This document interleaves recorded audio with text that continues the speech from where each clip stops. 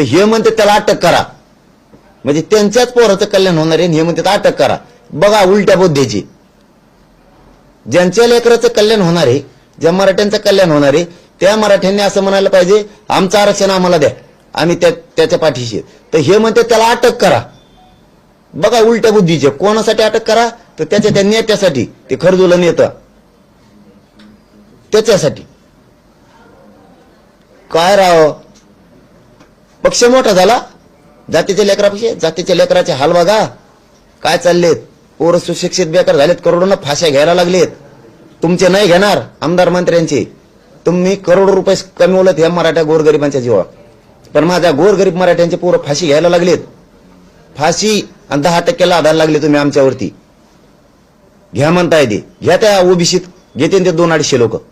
आमची मूळ मागणी ओबीसी आरक्षण आणि सगळ्या सोयऱ्यांची